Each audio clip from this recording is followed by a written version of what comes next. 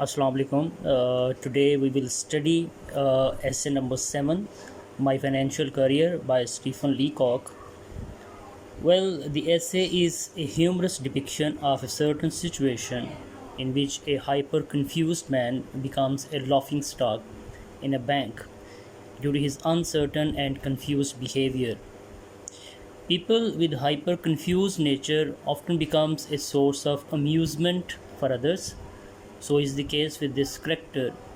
He, in his delirium, commits some blunders to cause embarrassment not only for himself but also for the bankers. Let's study this essay to dig out these blunders. When I go into a bank, I get rattled. The clerks rattle me, the wickets rattle me, the sight of the money rattles me, everything rattles me. So as I told you that this story is about a confused man, a man who is always so much confused. Now he wants to submit or deposit his money in the bank, so he went to the bank for the first time in his life. So when he entered the bank, he got confused. अच्छा, अब वो जो confusion है वो किस base पर है, किस रीज़न की बेस पर है? वो कहते हैं when I go into the bank I get rattled, कि बैंक का ओवरऑल इन्वायरमेंट जो होता है वो ही मुझे जो है हवास बाख्ता कर देता है, रेटल कर देता है। वहाँ पे मौजूद जो क्लर्क्स हैं जो काम कर रहे हैं, इनके जो बैंकर्स हैं, वहाँ पे मौजूद डिफरेंट विंडोज़, ऑपरेटिंग विंडोज़ जो होती हैं जहाँ पे आप अपने लेन देन का काम करते हैं, रिसीट वगैरह को आप लेते हैं या आप अपनी मनी को डिपॉजिट करवाते हैं, वो जो डिफरेंट विंडोज़ हैं वो चीज़ें मुझे कंफ्यूज कर देती हैं। The sight of the money rattles me, और चूँकि वहाँ पे बहुत ज़्यादा पैसे होते हैं। ठीक होगी बात कि बैंक को जब आप जहन में लेकर आते हैं तो जो सेकंड चीज़ आपके माइंड के अंदर आती है वो क्या आती है? पैसे। तो कहते हैं बहुत ज़्यादा पैसों की जो साइट है, it rattles me, everything rattles me, हत्ता कि कुछ भी, anything that is related to bank, it rattles me. So this is his mental state, that he is much more confused.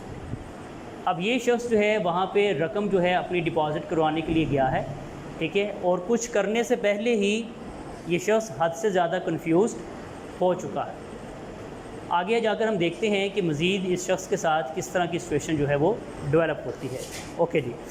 The moment I cross the threshold of bank and I attempt to transact business there, I become an irresponsible idiot. कहते हैं मैं जब bank में enter होता ही हूँ और अपनी transaction का जो प्रोसेस है उसको मैं स्टार्ट करता हूँ।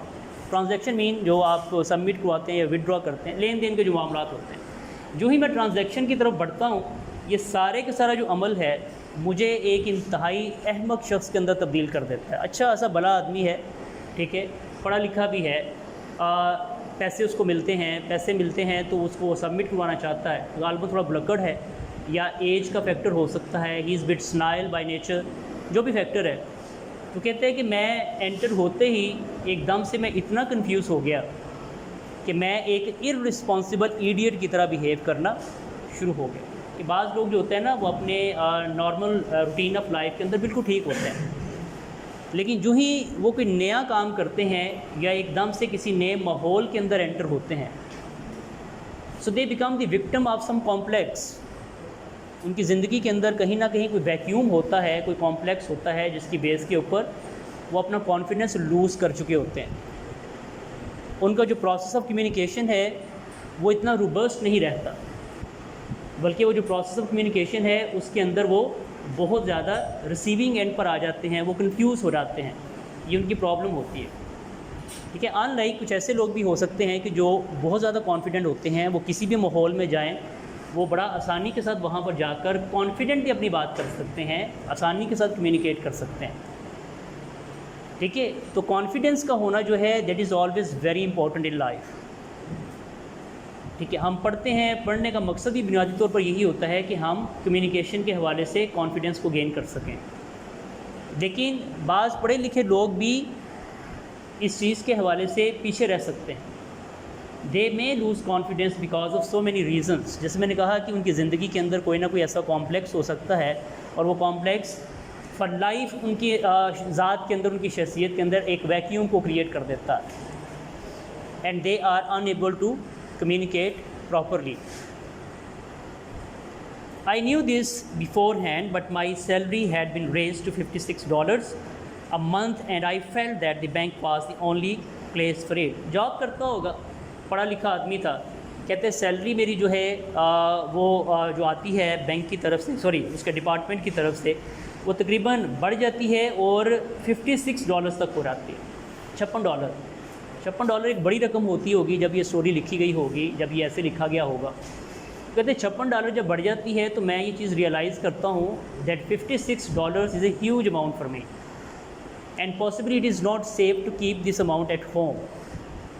सो it will be better for me to submit और deposit this amount somewhere in the bank, ताकि वहाँ पर ये महफूज रह सके और मैं अपनी ज़रूरत के मुताबिक जब चाहूँ मैं विड्रॉ कर सकूँ. सो आई shambled in and looked timidly round at the clerks. I have an idea that a person about to open an account must consult the manager. लिहाजा लड़खड़ाते पाँव के साथ with extreme lack of confidence मैं bank में दाखिल हो जाता हूँ और पहले से मैंने जो चीज़ें अज्यूम कर ली हैं, जैसे मैंने कहा कि जब कोई काम आप पहली बार करते हैं तो आपको उसके मतलब आइडिया नहीं होता. यही इस शख्स की बेसिक प्रॉब्लम है that he is inside the bank for the first time in his life. तो उसने एक प्रिजम्पशन उसके जहन के अंदर है, उसने अज्यूम कर लिया हुआ एस्पेक्ट को कि आप जब भी बैंक में जाते हैं और आप अपना अकाउंट ओपन करवाना चाहते हैं वहाँ पर, तो उस अकाउंट को ओपन करने के लिए सबसे पहले आपको बैंक मैनेजर के पास जाना पड़ेगा. हालांकि ये कतई ज़रूरी नहीं होता, क्योंकि बैंक मैनेजर का काम जो होता है वो आपके अकाउंट को डील करना नहीं होता, उसका काम ओवरऑल बैंक को मैनेज करना होता है, because he is the manager of the bank. बाकी उधर अकाउंटेंट्स होते हैं, डिफरेंट क्लर्क्स बैठे होते हैं, ये काम उनके करने के होते हैं. ठीक है, लेकिन हम जिस करेक्टर को यहाँ पर डिस्कस कर रहे हैं उसे चूँकि इसके मुतल्लिक आइडिया नहीं था और जाने से पहले उसने कोई होमवर्क भी नहीं किया था कि मैं किसी से पूछ लूँ कि जब आप बैंक में अकाउंट ओपन करवाने के लिए जाते हैं तो आपको क्या करना पड़ता है. ठीक है, थोड़ा सा अगर आप होमवर्क करके किसी नए काम की तरफ बढ़ते हैं तो चीज़ें आसान हो जाती हैं. और अगर आप अंधाधुंध कहीं चल पड़ते हैं मुंह उठाकर और फिर ऊपर आप में कॉन्फिडेंस भी नहीं होता, तो फिर आपके साथ डिफरेंट कॉमिकल सिचुएशन डेवलप हो सकती हैं. I went up to a wicket mark accountant. The accountant was a tall cool devil. The very sight of him rattle me my voice was स्पल्चर.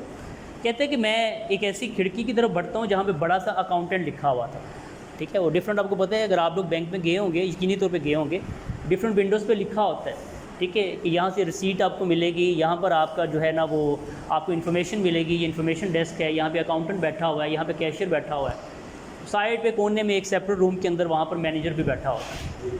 ठीक है, तो मैं कहते हैं अकाउंटेंट जो है उसके पास गया. वो लंबे कद काट का इंतहाई संजीदा सा सख्त तबीयत का इंसान मुझे महसूस हुआ.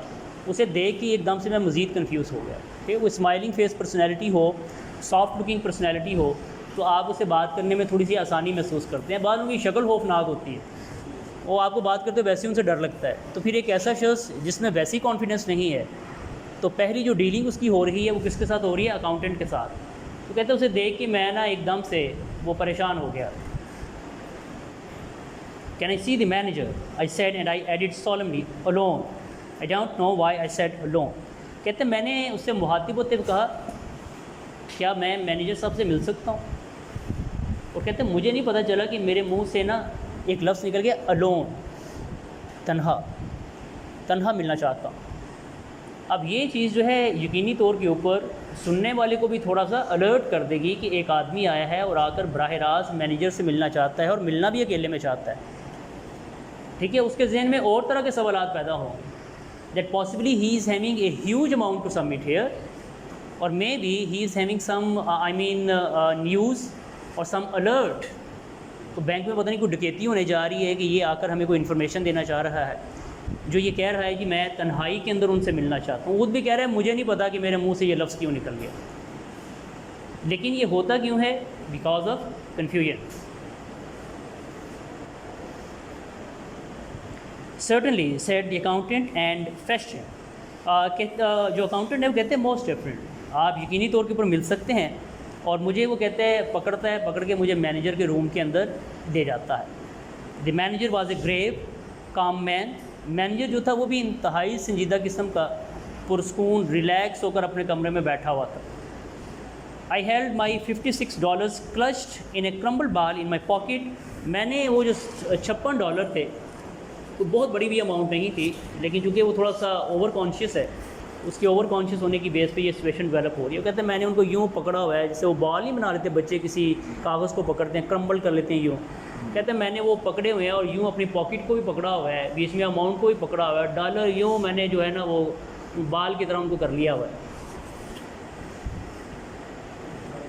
Are you the manager? I said God knows I didn't doubt it. कहते हैं मैं खुद कह के गया हूँ मैनेजर के पास जाना है, वो मुझे मैनेजर के रूम में लेकर गया है। खुदा की कसम मुझे इसके मतलब कोई शक नहीं था कि ये मैनेजर का रूम है। फिर भी पता नहीं क्यों कन्फ्यूजन में कहता हूँ आर यू मैनेजर? ठीक है, गया हूँ मैनेजर। ये इसी तरह कि आप डॉक्टर के क्लिनिक में चले जाएँ और डॉक्टर से जाकर आप कहें कि आप डॉक्टर साहब ही हैं, सबरा की ना बात की। या मैं यहाँ पे पढ़ा रहा हूँ, बाहर से कोई स्टूडेंट आ जाता है, कोई नया स्टूडेंट आ जाता है, अब डेस्क पे खड़ा होकर किताब लेके जो बंदा पढ़ा रहा है बाकी सारे उसको सुन रहे हैं, so most definitely he is a teacher. तो वो आगे अगर मुझसे ये कहते हैं कि आप ही टीचर हैं, तो ये चीज़ मेरे लिए भी कन्फ्यूजिंग होगी, ऑटोमेटिकली उसके लिए भी कन्फ्यूजिंग होगी। So is the case with this character. So he went to the room of manager, और जाकर उससे जो पहला सवाल करता है वो क्या करता है, आर यू मैनेजर? हालांकि खुद मान रहा है कि मुझे रत्ती बराबर इसके ऊपर डाउट नहीं था कि ये मैनेजर ही है। Yes, he said. Can I see you? I asked. Alone. I didn't want to say alone again, but without it, the thing seemed self-evident. कहते हैं कि मैंने उससे भी कहा कि मैं मिलना चाहता हूँ आपसे तन्हाई में। फिर मुंह से निकल गया तन्हाई में। नहीं कहना चाहता था मैं ऐसा, लेकिन अचानक जो है मेरे मुंह से पता नहीं कुछ चीज़ें सेल्फ एविडेंट होती हैं। तो मेरी सिचुएशन ही ऐसी थी कि मैं जिन चीज़ों को अवॉइड करना चाह रहा था वो चीज़ें बार बार मुझसे रिपीट हो रही थी। The manager looked at me in some alarm. He felt that I had an awful secret to reveal. Manager भी थोड़ा सा घबरा जाता है बेचारा, ये बंदा आ गया है और आकर सीधा मेरे कमरे में, ऊपर से ये कह रहा है कि मैंने तन्हाई में आपसे मिलना है। तो वो थोड़ा सा ना एक अलार्मिंग पोजीशन में आ जाता है कि खुदा जाने इसके पास कोई सीक्रेट है, कोई न्यूज़ है, या ये कोई बहुत बड़ी अमाउंट है जिसको यहाँ पे सबमिट करवाने के लिए आ गया है, कि जो कह रहा है कि कोई और ना हो, सिर्फ मैं और आप यहाँ पर हो, तन्हाई में गुफ्तगू करना चाह रहा है। तो देखें कैसे एक ना वो एक हाइप क्रिएट हो रही है, ठीक है, कन्फ्यूजन की एक हाइप क्रिएट हो रही है। Coming here he said and led the way to the private room. He turn the key in the lock. वो अपने उसके ऑफिस में एक रिटायरिंग रूम होता है, पीछे उसका सेपरेट रूम जहाँ पे वो डिफरेंट विजिटर से मिलता है। कहते हैं मुझे पकड़ता है, पकड़ के मुझे वो रूम में ले जाता है, दरवाज़ा बंद करता है, लॉक लगा देता है, ठीक है। कमरे में ले जाके मुझे कमरे को लॉक लगा देता है कि भाई तुम कोई बड़ी अहम बात बताने आए हो तो पुरस्कून हो जाओ, रिलैक्स हो जाओ, and tell me in details what you want to tell me. We are safe from interruption here, he said. Sit down. मुझे उसने बिठाते हुए कहा कि यहाँ पर किसी किस्म की कोई इंटरप्शन नहीं, आप पुरस्कून हो जाएं। We both sat down and looked at each other. I found no voice to speak. अब हम बैठ गए हैं और इस बात का इंतज़ार कर रहे हैं, Who will break the ice? वो मेरी तरफ देख रहे हैं कि मैं बोलूँ, मैं उसकी तरफ देख रहा हूँ कि ये कुछ पूछे। तो समझ अब नहीं आ रही, ना उसे समझ आ रही है कि मैं अब इस नमूने से क्या पूछूं, ना मुझे अब कुछ समझ आ रही है कि मैं अब इसको क्या बताऊं। So both of them they are in a state of confusion. You are one of Pinkertons man I presume, he said. वो मुझसे कहता है कि आप गालबन इनकर्टन की तरफ से आए हैं। ये एक एजेंसी है जिसका काम जो होता है वो डिटेक्ट करना है, यानी कि इनके डिफरेंट डिटेक्टर्स हैं और ये डिटेक्शन का काम करते हैं, जासूसी की नहीं, जैसे डिफरेंट एजेंसीज़ होती हैं जहाँ से आप लोगों को हायर कर लेते हैं अपने लिए, कि आप जब किसी चीज़ को इन्वेस्टिगेट करना चाह रहे होते हैं तो आप किसी न किसी डिटेक्टर को आप हायर कर लेते हैं। उसने कहा कि गालिबन ये कोई जासूस है और एक बड़ी एजेंसी से ये आया है और कोई इसके पास खबर है, कोई जासूसी इसने की है, जो अगर मुझे यहाँ पर सेपरेटली बताना चाह रहा है। He had gathered from my mysterious manner that I was a detective. I knew what he was thinking and it made me worse. उसने मेरे ओवरऑल रवैये से, हुलिये से, मेरे चेहरे के तासुरात से इस चीज़ को हस किया कि गालिबन मैं डिटेक्टिव हूँ, जासूस हूँ। क्योंकि मेरे हालत ही इस तरह की थी कि मेरे अंदर यानी कि अजीबोगरीब किस्म की हरकत मुझसे हो रही थी, तो उसने ये चीज़ अज्यूम कर ली कि गालिबन मैं कोई डिटेक्टिव हूँ।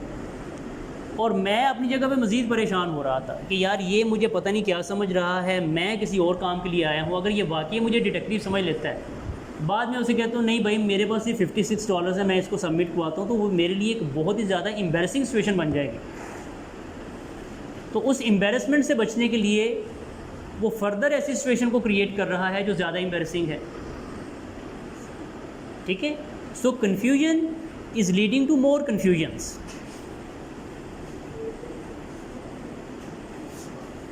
I knew what he was thinking and it made me worse. No, not from Pinkertons, I said, seeming to imply that I came from a rival agency. अच्छा, मैंने यहाँ पर भी बात को जो है ना मज़ीद उलझा दिया। मैंने कहा no, I am not from Pinkertons, जैसे इसका मतलब हो कि नहीं मैं एजेंसी ए से नहीं, मैं एजेंसी बी से बिलोंग करता हूँ। समझ रही बात की? मैंने वाज़िया तौर पे नहीं कहा कि मैं एक क्लियर स्टेटमेंट दूँ कि नहीं भाई मेरा पिंकर्टन वगैरह से किसी किस्म का कोई ताल्लुक़ नहीं, I am just a customer here and I just want to submit my money. तो मैंने अभी भी बात को क्लियर नहीं किया। मैंने कहा नहीं, मेरा उसके पिंकर्टन से तो ताल्लुक़ नहीं है, तो इसका मतलब क्या हुआ? ये चीज़ क्या इम्प्लाई कर रही है कि नहीं उससे है। तो एक से शायद भी एजेंसीज हो सकती हैं जो कि आपको डिटेक्टिव्स वगैरह प्रोवाइड करती हों। To tell the truth, I went on as if I had been prompted to lie about. I am not a detective at all. I have come to open an account. I intend to keep all my money in this bank. मैंने बहरहाल हौसला किया, सच बताया कि भाईजान पैसे हैं मेरे पास, और अपनी सारी की सारी रकम, वो कितनी है $56, सारी की सारी जमा पूंजी, सारी की सारी जो रकम है, और रकम को भी ऐसे बता रहा है कि जैसे पता नहीं वो मिलियंस ऑफ पाउंड्स है या मिलियंस ऑफ डॉलर्स है, कि वो मैं सबमिट करवाना चाहता हूँ।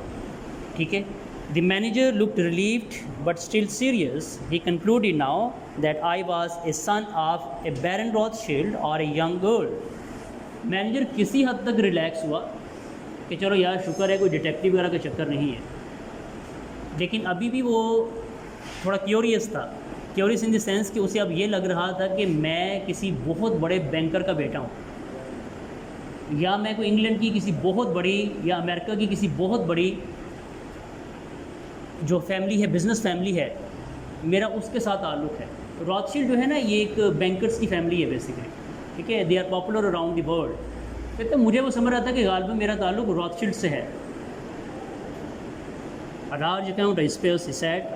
तो मैनेजर जो है उसने चूँकि अपने तौर पे सपोज किया था, तो मुझे कहता है लगता है काफ़ी बड़ा अकाउंट आप खुलवाना चाह रहे हैं। सीधे मेरे कमरे में आ गए हैं, कमरे भी नहीं आए बल्कि मेरे प्राइवेट रूम में आ गए हैं, लॉक भी लगवा लिए। तो लगता है कोई बहुत बड़ी अमाउंट जो है वो सबमिट होने जा रही है। Fairly large whispered, I prepares to deposit $56 now and $50 a month regular. कह सकते हैं बड़ी रकम है, फेयरली लार्ज, इतनी छोटी भी नहीं है।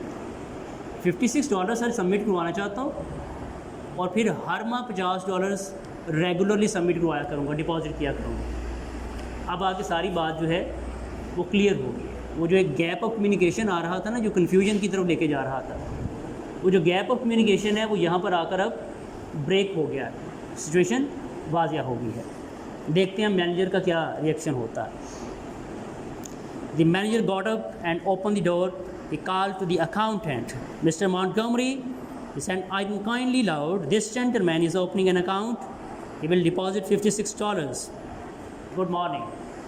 उठता है, दिल तो उसका कह रहा है कि इसको 2-3 लगाए ठीक ठाक किस्म की, वो दफ़ा हो उधर जाके अकाउंटेंट से मिलो, आके मेरा टाइम तुमने ज़ाया कर दिया। बहरहाल मीन कि वो मैनेजर है, प्रोफेशनल है, वो इस तरह से बिहेव कर नहीं सकता, लेकिन अपने इमेजिनेशन में वो ये सब कुछ कर चुका है। कहते हैं वो एकदम से ये मेरी बात सुन के उठ खड़ा होता है और इंतहाई ऊंची आवाज़ में ना गुस्से का इजहार करते हुए बुलंद आवाज़ से अकाउंटेंट बुलाता है उसे अंदर। मिस्टर मॉन्टगोमरी, ये साहब आए हैं $56 सबमिट करवाना चाहते हैं, इनको जाकर डील करें, आपके आने का शुक्रिया, मेरी जान छोड़े यहाँ से, ठीक होगी बात। लिहाजा वो उसके हवाले कर देता है जिसने उसको डील करना था। अच्छा, अब ये थोड़ा सा उसके लिए ना इंसल्टिंग होगा, ये जिस करैक्टर को हम डिस्कस कर रहे हैं। अब आगे जाके देखते हैं कि क्या जो सिचुएशन है वो स्मूथ होती है या फर्दर वो इस चीज़ को कॉम्प्लिकेट करने जा रहा है। Let's see. I rose, a big iron door stood open at the side of the private room. Good morning, I said and stepped into the safe. Come out, said the manager coldly and showed me the other way. कहते हैं मैं अपनी इसी confusion के अंदर उठता हूँ, बजाय इसके कि मैं दरवाजे की तरफ बढ़ता। एक वहाँ पर कैबिनेट थी बड़ी सी, उसका दरवाज़ा खुला था, तो मैं कन्फ्यूजन में उसके अंदर घुस जाता हूँ। वो मैनेजर साहब मुझे पकड़ते हैं, यार रास्ता वो है दरवाज़ा, ठीक है, उधर जाएँ प्लीज़, उधर तशरीफ़ ले जाएँ। So this is what happens when you are confused. आपको पता नहीं रहता कि आपने जाना किस तरफ है, आना किस तरह से।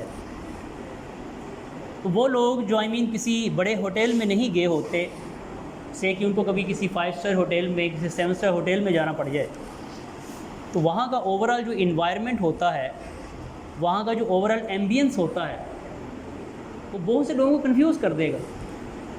वो समझ नहीं आएगी जाना किधर है, बैठना किधर है, डील कैसे करना है, बात कैसे करनी है, ऑर्डर कैसे प्लेस करना है। तो ज़िंदगी में जब कोई काम किया नहीं होता और आप अपने सोशल स्टेटस से एक बड़े स्टेटस पे जाते हैं और आपको डील करना पड़ जाए, so confusion is a natural thing to happen, ठीक है। यही इंसान का मसला है यहाँ पर।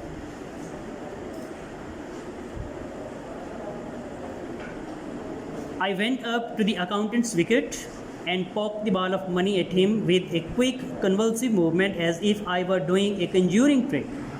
मैं जाता हूँ अकाउंटेंट के पास, पैसे निकाल के सीधा यूँ करके फेंकता हूँ, जैसे कोई वो ट्रिक नहीं प्ले करता, कोई बाजीगर होता है। भाई आप इंतज़ार करें, उसको जो आपकी डॉक्यूमेंटेशन है वो करने दें, वो आपका नाम वगैरह लिख ले, आपकी स्लिप वगैरह को फिल कर ले, फिर उसके बाद वो आपसे पैसे डिमांड करेगा। पैसे वो एंड पे डिमांड करेंगे। वो ये नहीं कहते कि पहले पैसे पकड़ाएं तो फिर हम डॉक्यूमेंटेशन करते हैं, ठीक है। तो वो जितना भी क्लरिकल प्रोसेस है वो पहले करते हैं, फिर आपसे एंड पे पैसे लेते हैं। वह मैंने जाती पैसे उसको यूँ जो है ना फेंके उसकी तरफ, कि जैसे मैं कोई कंज्यूरिंग ट्रिक, ठीक है, कोई अजीब सी अंदाज से मैंने वो पैसे उसकी तरफ फेंक देता हूँ। My face was ghastly pale and I was nervous, I was confuse, my face was pale, रंग उड़ा हुआ, ठीक है, ऐसी सिचुएशन है। Here I said, deposit it. The tone of the word seemed to mean, let's do this painful thing while the fit is on us. मैंने वो रकम फेंकी, ये डिपॉजिट करो यार, जान छोड़े मेरी, सुबह सुबह मुझे आप लोगों ने क्या दिमाग ख़राब करके रख दिया। तो अजीब सा मेरा बिहेवियर जो था ना, वो जिस तरह स्नाइल पर्सनैलिटीज़ नहीं होती, वो बूढ़े जब लोग हो जाते हैं, 70+ हो जाते हैं, so sometimes they started to behave in a very very odd way. तो बिल्कुल मेरी भी सिचुएशन जो थी वो इसी तरह से थी कि जैसे मुझे कुछ समझ नहीं आ रही और एक दौरा सा मुझे पड़ गया है और उसी के अंदर मैं मज़ीद इस तरह की हरकतें करता रहा हूँ। He took the money and gave it to another clerk. वो क्लर्क चूँकि प्रोफेशनल होते हैं, उनका तो रोज़ का काम है, पैसे पकड़ता है अपनी रूटीन में, किसी दूसरे क्लर्क को पकड़ा देता है, कैशियर के हवाले कर देता है, जो भी है। He made me write the sum on a slip and sign my name in a book. उसने कहा जी आप इस स्लिप के ऊपर इस अमाउंट को लिखें, जितनी अमाउंट आप सबमिट करना चाह रहे हैं, ठीक है। इस स्लिप के ऊपर आप वो सारी की सारी अमाउंट लिखें, साथ में आपके जो सिग्नेचर्स वगैरह हैं उन सिग्नेचर्स वगैरह को करें। I know longer knew what I was doing, the bank swum before my eyes and in the torrents of my thought and confusion I was not having any idea what I am doing here. तो हर एक काम जो मैं शुरू करने जा रहा था, मैं पहले से ज़्यादा कंफ्यूज हो रहा था। हालांकि बड़ा आसान सा काम उसने मुझे बोला है कि जितनी अमाउंट आप सबमिट करना चाहते हैं वो अमाउंट लिखें और साइन करें, लेकिन मैं पता नहीं, वो जैसे बैंक पूरे का पूरा ना मेरे सामने घूम रहा है, तो मुझे यूँ फील हो रहा है जैसे हर कोई मुझे ही ऑब्ज़र्व कर रहा है, देख रहा है। जब गाड़ी आप नई चलानी शुरू करते हैं ना, आप रोड पर जाते हैं फॉर द फर्स्ट टाइम, तो अपोजिट डायरेक्शन से आने वाली सारी गाड़ियाँ आपको यूँ लगता है जैसे मुझे टक्कर मारने आ रही हैं।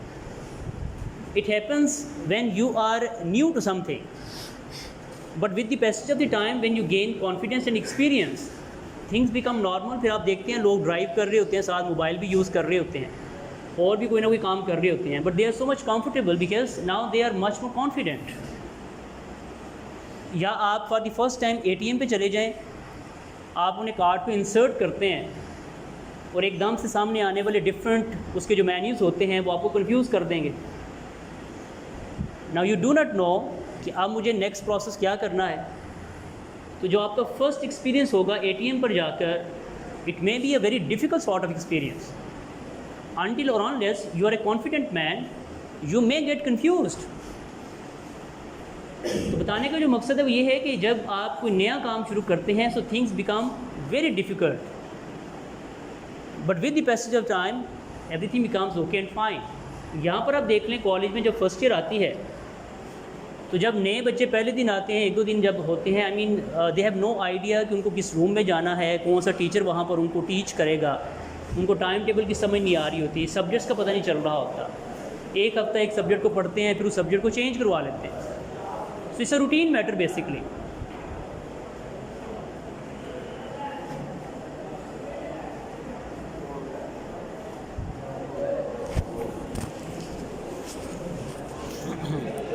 जी no still we are having lots of time, इसको हम कंप्लीट कर लेंगे। बाहर की तरफ तवज्जो नहीं देनी, जो कॉरिडोर में शोर आ रहा है, ठीक है। हम ये मैक्सिमम 5 मिनट में इसको कवर करने जा रहे हैं।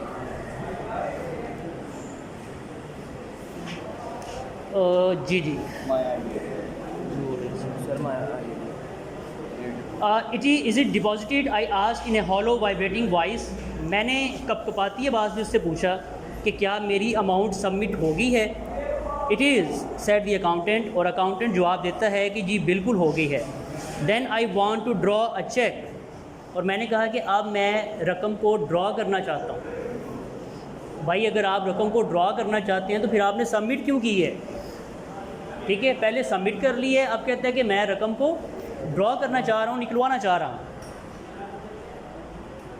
माई idea was to draw out $6 for present use. ख्याल मेरा ये था कि $6 मैं निकलवा लूँ, $50 मैं जमा करवा लूँ। $6 मीन कि मेरी जो रूटीन की ज़रूरियात हैं वो मेरी चलती रहेंगी, पूरी होती रहेंगी। तो कॉमन सेंस तो ये है ना कि आई मीन आप $6 पहले सेपरेट रख लें अपनी पॉकेट में, और $50 आप सबमिट करवा दें और आप आराम से सुकून से बैंक से बाहर आ जाएं। तो सारे के सारे पहले जमा करवा दिए, अब उनसे कह रहे जी मैंने वापस निकलवाने हैं, ठीक है। अब वापस कितने निकलवाने हैं, $6। आगे देखते हैं कि करता क्या है। My idea, someone gave me a checkbook through the wicket and someone else began telling me how to write it out. किसी शख्स ने मुझे चेकबुक पकड़ाई और गाइड किया कि मैंने उसको फिल कैसे करना है। The people in the bank had the impression that I was an invalid millionaire. Bank में मेरा एक ऐसा इम्प्रेशन डेवलप हो गया कि जैसे ना मैं हूँ तो बहुत अमीर तरीन आदमी, कोई मिलियनायर हूँ, लेकिन मेरा दिमाग थोड़ा सा ना खिसक गया हुआ है, वो अपनी जगह पर नहीं है, इसलिए मैं इस तरह की फजूल किस्म की हरकतें कर रहा हूँ। I wrote something on the check and thrust it in at the clerk. मैंने वो चेक लिखा और क्लर्क के हवाले कर दिया। He looked at it. जब उसने चेक की तरफ देखा, What? Are you drawing it all out again? He asked in surprise. What is this? आप सारी रकम फिर से निकलवाना चाह रहे हैं, ठीक है। उससे पूछते हैं सारी रकम फिर से निकलवाना चाह रहे हैं आप। वो हुआ बेसिकली ये है कि लिखना उसने 6 था, लिख 56 दिया है, ठीक है। तो वो जितनी सबमिट की है वो सारी सारी रकम फिर से लिखवा दी है कि वो मुझे आप वापस कर दें। Then I realise that I had written 56 instead of 6। फिर मुझे अपनी गलती का एहसास हुआ कि मैंने एक्चुअली किया क्या है। I was too far gone to reason now. अब मैं बिल्कुल जैसे अकल से बंदा पैदल नहीं हो जाता, मेरी सिचुएशन कुछ ऐसी थी। I had a feeling that it was impossible to explain thing. अब अपनी इस कन्फ्यूजन में बजाय इसके कि मैं माजरत करूं कि सर मैं घबरा गया हूं, मैं मैनेज नहीं कर पा रहा या मैं कंफ्यूज हो गया हूं, ठीक है, तो वो क्या करता है कि मुझे इस तरह की फीलिंग आ रही थी कि मैं इस सारी सूरत को डिफ्यूज़ कैसे करूं। एक मामला मैंने खड़ा कर लिया है, अब इस मामले को मैं डिफ्यूज़ कैसे करूं। All the clerks had stop writing to look at me. सारे का सारा बैंक अपने काम को छोड़कर सब मेरी तरफ मुतवज्जो हो जाते हैं। ये हो क्या रहा है सुबह सुबह बैंक के अंदर। Reckless with misery, I made plunge, yes, the whole thing. अब अपनी इस कन्फ्यूजन से निकलने के लिए मैं फ़र्दर अटैकिंग हो जाता हूँ, बजाय इसके मैं थोड़ा सा डिफेंसिव हो जाता, माजरत ख्वाहाना रवैया इख्तियार करता, जी मैं माजरत चाहता हूँ, कन्फ्यूज़ हो गया हूँ, इसको करेक्ट कर दें, तो उन्होंने कर देना था। ठीक है, तो वो क्या कहते हैं, the best way of defence is to attack, तो वो मज़ीद अटैकिंग मूड में आता है और क्या कहता है, येस दी होल थिंग, सारी रकम निकालें मेरी, करें वापस रकम मेरी। ठीक है, वो मज़ीद उनके ऊपर जो है ना वो एग्रेसिवली जो है उनको डील करता है। You withdraw your money from the bank, वो फिर पूछते हैं आप वाकई रकम बैंक से निकलवाना चाह रहे हैं, एवरी सेंट ऑफ इट, एक एक पाई मेरी वापस करो यहाँ पर। ठीक है, are you not going to deposit any more said the clerk astonished, clerk हैरान होकर पूछता है कि आप रकम सबमिट नहीं करना चाहते।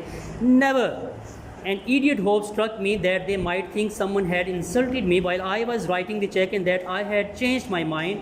मैं अब अपने जहन में अपना जो डिफेंस मैकेनिज़्म था वो ऐसा डेवलप कर रहा था। ठीक है, साइकोलॉजिकल डिफेंस मैकेनिज़्म कि मैं इनको ये इंप्रेशन देकर जाऊँ कि मुझे आपकी बैंक में आकर इंसल्ट फील हुई है, चेक को लिखते हुए किसी ने मेरे साथ बदतमीज़ी की है, आप लोगों का जो स्टाफ है वो बड़ा रूड किस्म का स्टाफ है, इसलिए मैं नाराज़ हो गया। नाराज़ हो के तो मैं अपनी सारी जो रकम है वो निकलवाने लगूँ। कितनी रकम? $56। और देखिएगा कल आपका बैंक जो है ना वो डिफ़ॉल्ट कर जाएगा इससे।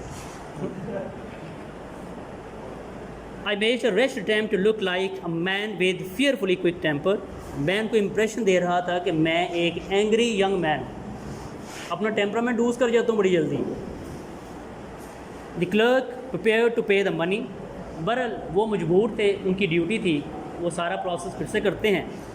How will you have it, he said, ये रकम कैसे लेना चाहेंगे आप? मीन के चेंज में लेना चाहेंगे या आई मीन $1 का नोट देना चाहेंगे, कैसे लेना चाहेंगे इसको? What, how will you have it? Oh, I caught his meaning and answered without even trying to think, in 50s। आप ऐसा करें, मुझे $50 के नोट दे। ठीक है, somehow बात की जो है ना उसको कुछ समझ आ रही है, कहते हैं आप ऐसा करें, मुझे $50 के जो है वो नोट दे।